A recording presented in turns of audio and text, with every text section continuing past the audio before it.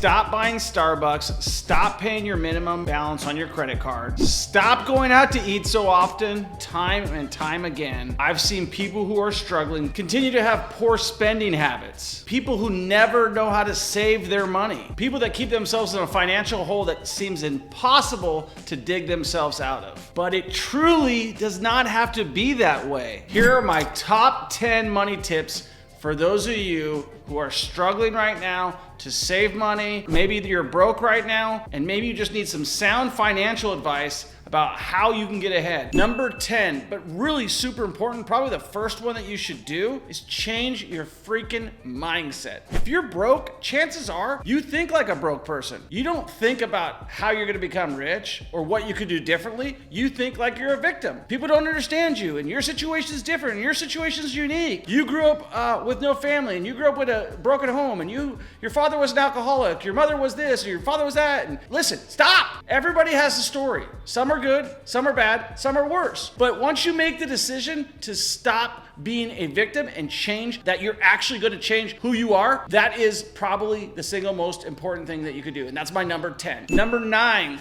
get rid of your friends. Anybody who's associated with a bunch of drunks usually is a drunk. Anybody who's associated with a bunch of smokers is usually a smoker. Anybody who's a fish is swimming with fishes. So if you are not where you want to be, look around who's in the room with you. Are they people who are successful? Are they people who are investing? Are they people who are becoming successful investing in real estate? Thieves, criminals. Is this people that you want to hang around? Well, this is a difficult decision, but you got to get new friends. That means going to investment groups if you want to get into real estate investing. That means going and meeting other people if you want to be around other people. Listen, when I used to drink a lot, guess what? I hung out with a bunch of people who like to drink. Now I don't hang out with them anymore. Change your network, change your net worth. All right, number 8.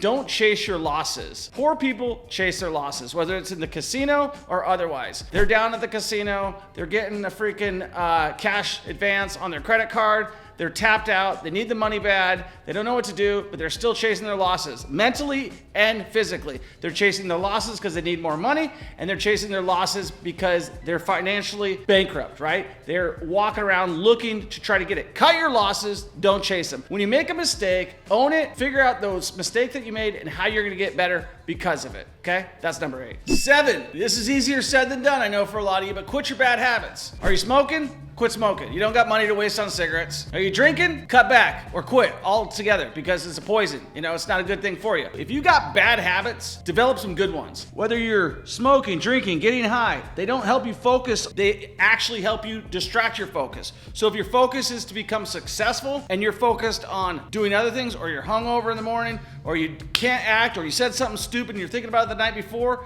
then you've got to change your bad habits with good habits. That's why you probably need to read the book Atomic Habits, okay? That would be number 7. Number 6, understand credit and how to use it. There's so many people I talk to all the time, they just don't understand credit, right? They're thinking they're doing the right thing. They're paying their minimum balance on their credit card, applying for credit everywhere. They got the Target card, they got the Old Navy card. What you should do is build your credit and build relationship credit with local relationship bankers. So if you're using your credit for stuff like items and you're not paying it off, you're putting yourself in a world of debt, okay? Because those credit cards charge 30% a month, and it comes out to be ridiculous amounts of money that you're going to be paying. So understand credit, understand that credit is good. You need credit to invest in real estate, you need credit in business, but don't use your credit to live off of, use your credit to build wealth off of. One thing I see too many people not do is not increase their credit line. They might have a $3,000 credit line, they pay it off, it's always empty, but they never increase it. You need to increase your credit line if you're going to stop being broke. Doesn't mean you have to use it, just means you have to increase it. Number 5, stop using major banks. If you bank with JP Morgan Chase, Bank of America, PNC, any of these large ones, I don't care if they're large regional or large national, stop. There's nothing that you get from them. Wells Fargo, you don't get anything from them. In fact, they'll charge you for putting cash in the bank. They'll charge you for this, they'll charge you for that. You want to go talk to a teller, they're going to charge you for that. You want to build a local relationship bank. Rich people understand that. They get what is called signature loans. They go down to the bank, they get a signature loan. All they got to do is sign, the bank will loan them money. You can't do that at Bank of America. You can't do that at Chase. In fact, one time when I went to Wells Fargo and I had $300,000 in cash in the bank account and I asked them for a loan for a tow truck business I started, guess what? They said, we'll loan you $32,000. I went to another local bank and they said, we'll loan you $200,000. That's the difference between banking relationships. So if you're banking with a consumer bank, get rid of them and build a local relationship bank. Somebody that you can actually go talk to and build a relationship with. Number 4, God, I should have said it sooner. Get on a gosh darn budget. Do you not know how much things cost? Do you not know where your money's going? Do you know what your utility bill is? Do you know how much money you're paying for gas?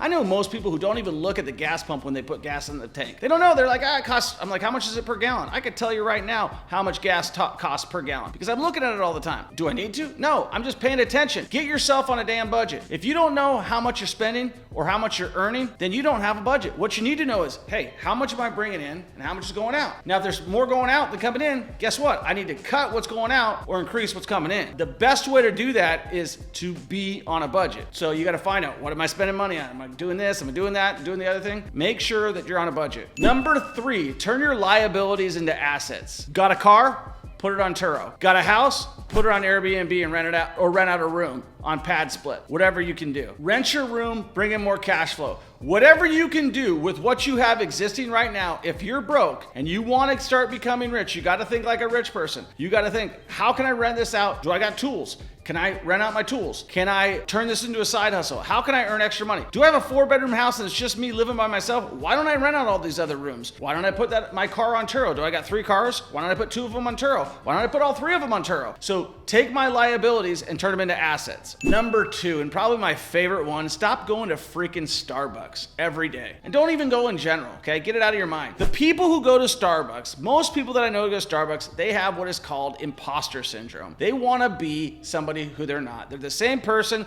with the Louis, the Gucci. Probably they got off of one of those websites in China. They got the fake brands, they got the fake coffee, and they're faking it till they make it. But the reality is they're never making it because they still have the bad habits that taught them to go to Starbucks, that teaches them to go buy all the expensive beers, that teaches them that whatever they want, they can get because they deserve it. And that mentality, that whole, I got to show my Starbucks coffee cup to everybody so everybody knows that I went to Starbucks and spent $8 on a cup of coffee. Well, guess what that tells me? You're an idiot. So stop doing it. And number 1 and the most important thing to do if you're going to become from dead broke to rich is start investing in yourself. This doesn't mean you have to do some course or something like that. Doesn't mean you need to binge watch Netflix or YouTube or study World War II. It literally means you need to work on personal development. You need to develop yourself as a person. That means renting books from the library. Get the books that are going to help you develop your personal skills, sales skills, interpersonal skills, communication skills, funnel skills, digital skills, whatever skills that you can learn, develop your skills, okay? That's what you want to do if you want to stop being broke. Generally speaking, if someone's broke, they don't have a lot of skills. That's why they are broke. So if you want to stop being broke, you need to develop your skills. That's what I got for you. Let me know what your favorite one was in the comments and we'll check you on the next one.